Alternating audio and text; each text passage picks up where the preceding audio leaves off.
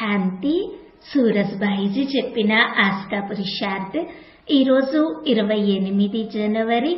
మనము భగవంతునికి రాయల్ పిల్లలము. బాబా మనకి అపార సంతోష ఖజానా ఇచ్చారు. డ్రామా గురించి గుహ్య జ్ఞానము ఇచ్చారు. తన తోడు నిరంతరము ఎలా ఉండాలి అనేది చెప్పారు. నిరంతరము నా తోడు ఉంటే మీతో డబల్ ఫోర్సు పనిచేస్తుంది. మీ కార్యములన్నీ సహజంగా మారిపోతాయి. నన్ను మీ సాథీగా చేసుకోండి. నేను మీతో కంబైన్డ్ గా ఉంటాను. ఆ కంబైన్డ్ ఫోర్సు ప్రపంచంలోని ఏ సమస్య లేక విఘ్నమునైనా సమాప్తం చేస్తుంది అని బాబా చెప్తున్నారు. ఈ జీవితము ఒక సుందర నాటకము. ఈ నాటకమును ఆనందించాలి. ఇప్పుడు తన భాగ్యము తయారు చేసుకునే సర్వశ్రేష్ఠ కాలము జరుగుతూ ఉన్నది.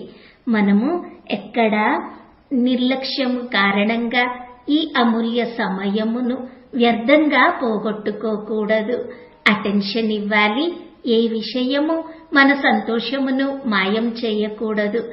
మన సంతోషము చాలా గొప్ప సంపద, చాలా గొప్ప ఖజానా. ఈ సంతోషం కోసమే మనుషులు ఎంత ధనము ఖర్చు చేస్తారు.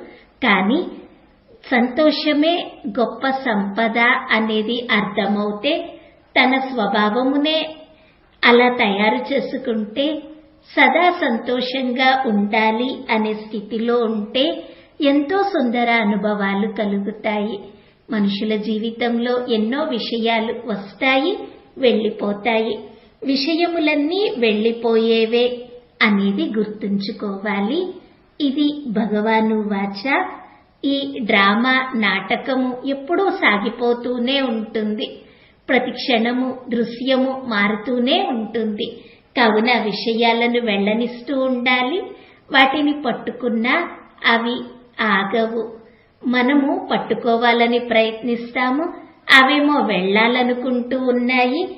అవి అలజడి చెందుతాయి, మనకి అలజడి కలిగిస్తాయి. కావున గుర్తుపెట్టుకోవాలి, విషయాలు పెద్దవి కాదు. గొప్ప విషయము మన సంతోషము. ఎట్టి పరిస్థితిలోనూ చిన్న చిన్న విషయాల కారణంగా, విలువలేని విషయాల కారణంగా తన సంతోషమును పోగొట్టుకోకూడదు. మన సంతోషమే అమూల్య ఖజానా. ఎందుకనగా మనమే ఈ సృష్టికి మూలము. మనము వేర్ల భాగంలో ఉన్నాము. మనము సంతోషంగా ఉంటే అవే వైబ్రేషన్స్ ప్రపంచంలోని అనేక మంది హృదయాలలో సంతోషమును సంచరింపచేస్తాయి. కావున ప్రాధాన్యత విషయాలకి ఇవ్వకూడదు.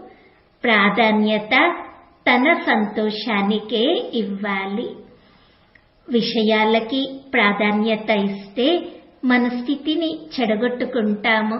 అన్ని విషయాలు విలువైనవేవి కావు, విలువ లేనివి కూడా ఉంటాయి.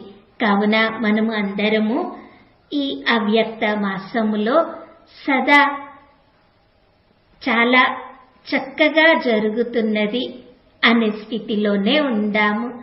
ఎందుకనగా మన ప్రతి సంకల్పంలో రచనాత్మక శక్తి ఉన్నది. పదే పదే మనము ఏది ఆలోచిస్తామో దానిని మనం రచిస్తూ ఉన్నట్లే. ఏమి జరిగినా మంచే జరిగినది. దానిలో కూడా ఏదో ఒక రకంగా కళ్యాణమే ఇమిడి ఉన్నది.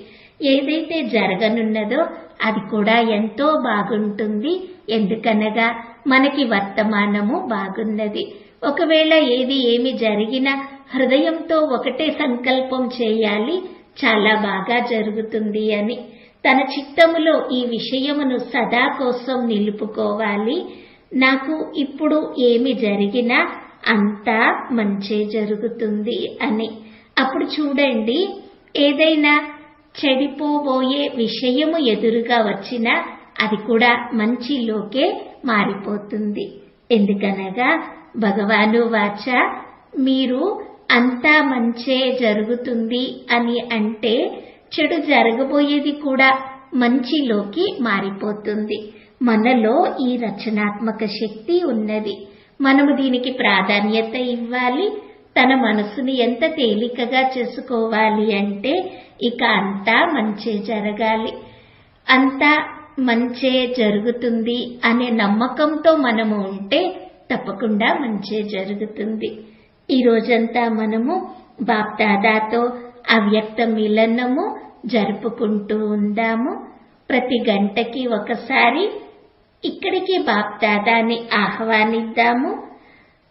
ప్రతి గంటకి ఒకసారి మనమే బాప్దాదాతో మిలనము జరుపుకోవడానికి సూక్ష్మ లోకానికి వెళ్దాము. బాబాని కలిసి బాబా నుండి దృష్టి తీసుకొని బాబాతో రాస్ చేసేందుకు వతన్కి వెళ్దాము. ఇలా ఈ రోజంతా సుందర అనుభవాలతోటే గడుపుదాము. ఓం శాంతి.